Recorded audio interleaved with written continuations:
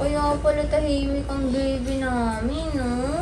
Tapos gusto lang labas ng labas.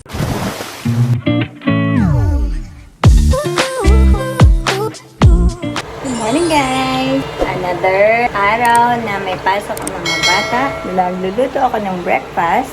At say good morning, baby! Good morning! Ayan.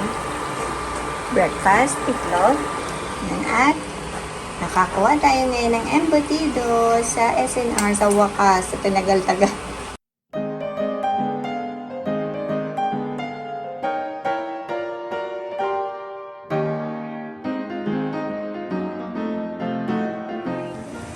Late dumating, pero buti dumating nga bukas. Wow!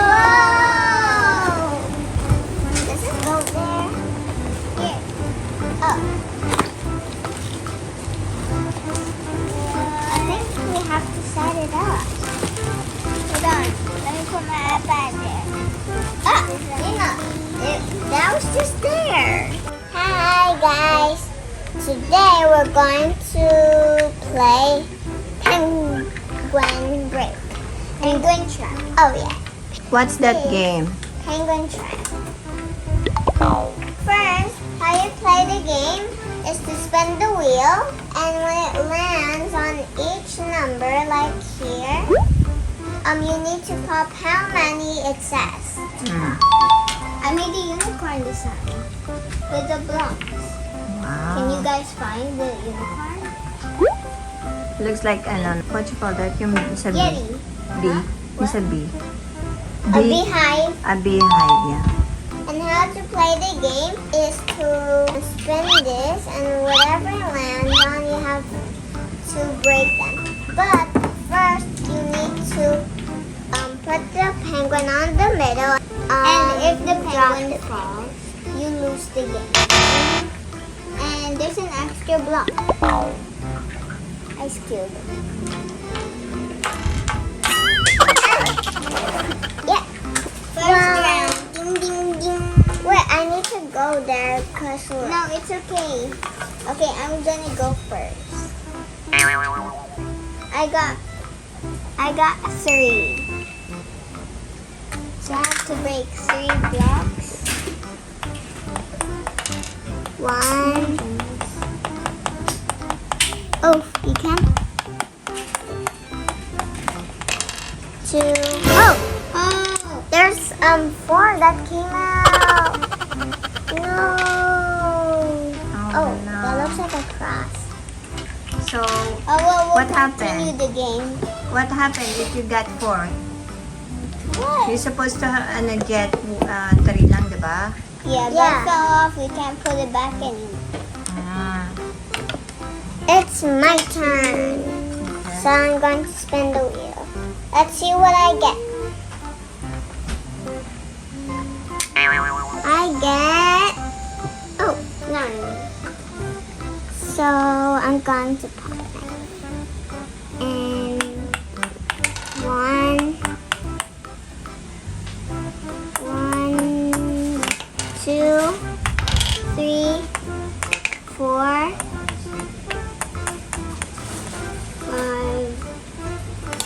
5. Oh no!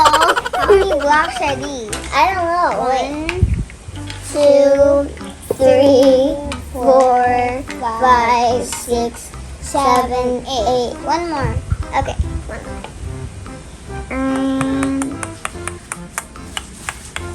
9. Okay, it's my turn. Let's see. Until when? Until most of the blocks are gone, but if the penguin still doesn't fall, you have to continue the game. Yeah, so this is gonna be so hard. I got 3. I thought you did something.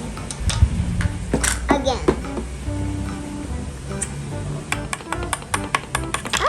Oh, 1, 2, and... You're supposed to use the pokey. 3. Wait, so I got... Okay, it's your turn. It's my turn. Ready?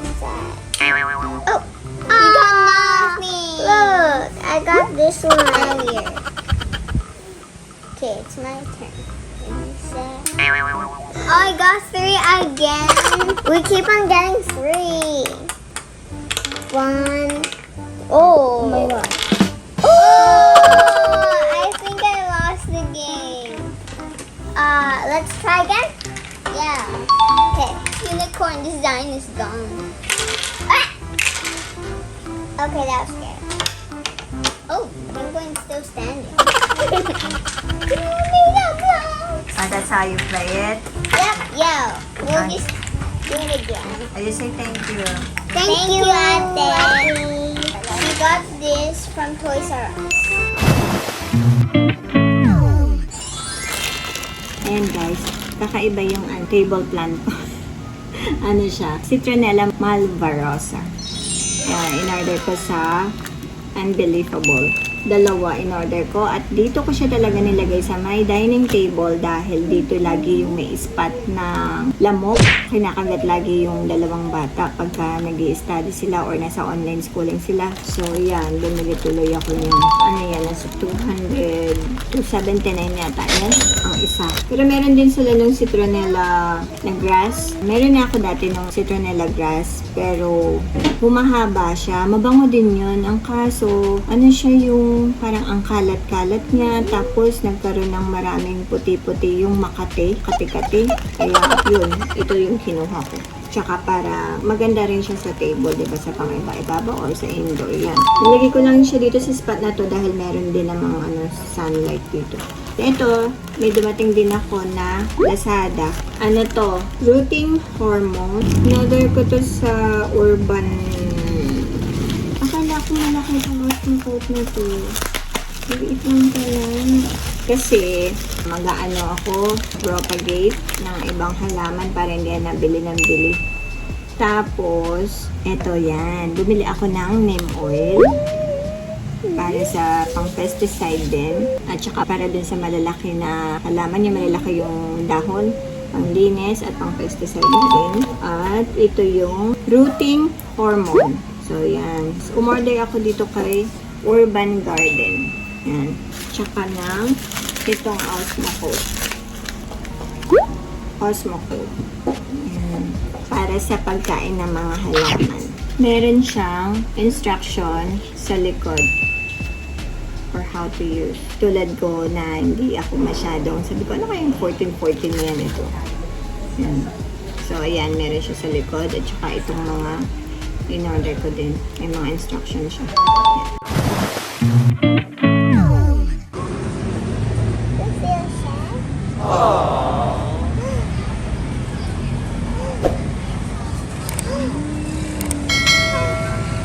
What's that? Oh, What she sees there? car. Car. A car?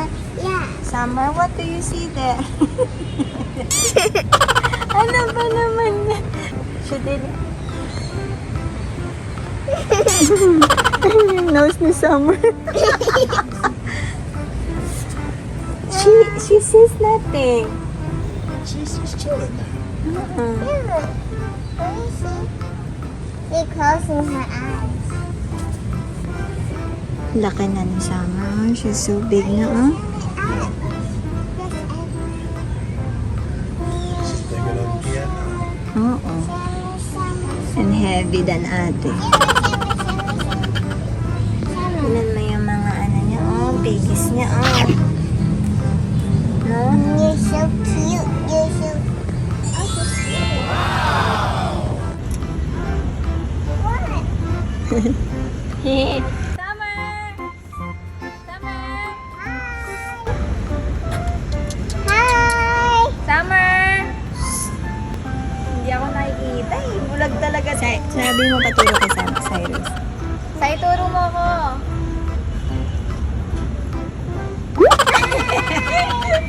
Grabe naman. Hindi nakatingin. Summer! Hi! Cute ni Summer. Hindi niya ako nakikita. Hello! Sabi ko na parang ito matawag sa akin. Cyrus pala. Summer! Hindi naman. Naririnig ka niya. niya ako gumagalaw yung ulo. Summer! Summer! Pagod na eh. Ayaw. Summer! Umi-stop.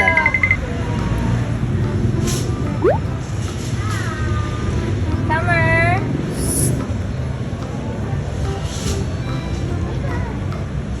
Asan yun? Asan yun? Go home na ka. Summer! Hi, hi.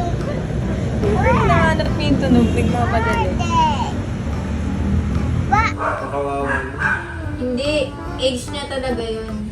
Age na nag-aano siya, nagpapalit sila ng ngipin. Kaya pala tahimik ang baby namin. Tapos gusto lang labas ng labas. Kaya parang kala ko may lagnat siya kasi pati yung singit na medyo mainit. Yung pala, mayroong nararamdaman sa ngipin.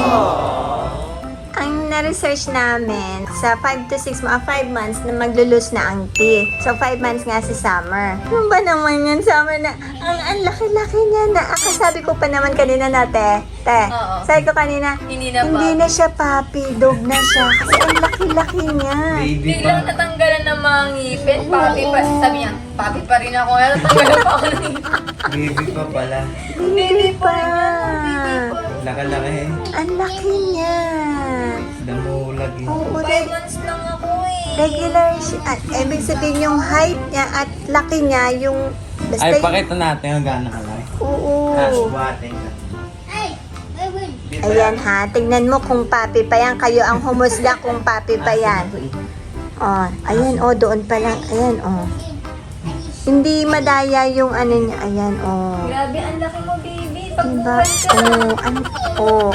Eh, anuhin mo, te. Anuhin mo, te. Ganunin mo. Sukatin mo ng kamay mo. Asan yung papi dyan? Ayan, ayan, oh, oh. Diba? Ang laki niya. Oh, ayan, oh. Para siyang yung regular na dog na maliit yung lahi. Look at the sky, oh. Ay, ay, ano yun? Kala ko naman may rainbow. Yung ano, reflection ng sunlight ate. Ayan. Ayan, ganda. Si ate Cotton yan. candy. Dati, malaki pa to sa kanya eh. O, kasing laki niya to, alam mo. Basta ganito lang siya dati. Isang kamay. Yeah, isang kamay lang lagi siya. Ganito lang siya dati. Ngayon, laki niya. Ma. Hindi talaga pa rin ako. Nawalan nga ako ng ngipin dito eh. Ayan, ayan, oh. Malata. Ay, hindi makapagpag. Ay, oh. Ang ulo niya, konti lang. Eh, kung iwas-iwas niya yung pusa niyang yan, oh. Oo. Ngayon, hindi niya Ay, maano. maingay naman ng jeep. Walang pasubali. Siwas kasi wala Wala. siya.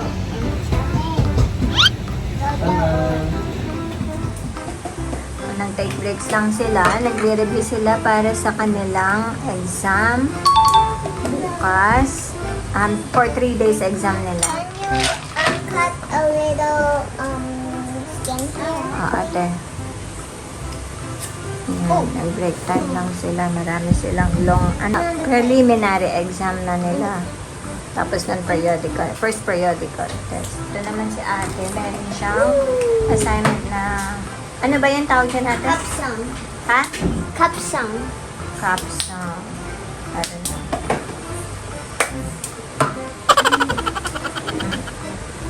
Nagpa-practice siya. What is that? Explain. Capsum is a popular song, and it's my homework to do.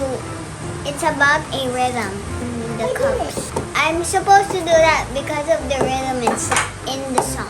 Making song you sing.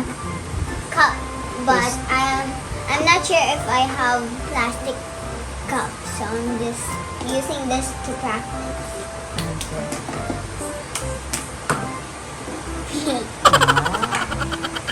You have your vitamins in your mouth. Yeah.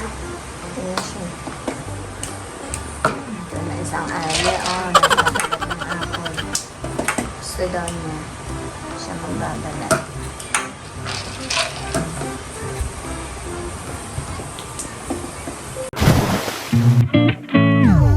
May papakita lang ako sa inyo. Nilipat ko dito para mas makita kasi medyo madilim dun sa spot kung saan nakapwesto tong monstera. Biglang nakita ko lang, nakaupo ko dito sa lamis, nakita ko lang to. May baby! Ayan o, ang kaso, nakaipit siya. Dito siya umipit. Kaya, dito ko siya nilagay sa lamesa para maano natin. Naku, kawawa naman. Paano ba to? Baka mahati. Hindi ko talaga siya ginala. Oh, ayun. Ayan. Doon siya lumalaki na. Kumakapit na doon sa kabila. Oh, tingnan mo nangyari tuloy. Nagbaliko-baliko tuloy siya. So, ayan. May bago tayong baby. Aksidente ko lang to nakita. Kawawa naman si baby, no? Buti na lang na-save natin siya. Tapos, ito kasing tubo nitong nitong buong puno ng monstera. Kasi nakapaling siya na ganon. Kaya nilalagyan ko siyang pilit nitong kahoy, tinutulungan ko siya. Ang kaso, itong ugat niya dito, ito ugat yan eh. Parang nagba-brown siya. Hindi ko alam kung normal yung ganon o namatay na ba siya. Pero sa palagi ko hindi naman kasi nga nagkaroon siya ng bagong baby. So comment down below kung tama ba na nakalawit lang yung ugat na ganon o dapat pa ba siyang hayaan na nakaganon lang. Tapos ito kasi pure na aroid soil lang ito. Dati yung pinanggalingan nito galing sa seller, yung soil niya, pure soil lang. Kasi ang monstera ay bawal na bababad sa basa. So yun, nanganak siya. Hindi ko alam, napansin na nagbuntis pala siya. Nanganak siya at lahat. Ayan, hindi ko napansin. Nandun lang siya sa sulok. So ayun, lagyan natin ulit siya ng alalay. Kaya lang, hindi ko alam kung makakabuti ba kay baby yon. So tanggalin natin si baby sa tukol. Natawa si ate. So ayan guys, naayos na natin. At hindi ko sinama sa pagtali itong lip. Yun lang. Mapaaraw, mapagabi. Gel time. Nakatanaw lang siya din kasi di siya lumabas niya yung araw. Yan is part niya. Tapos may tahol pa yun. Tatahol siya pag nakita siya siguro.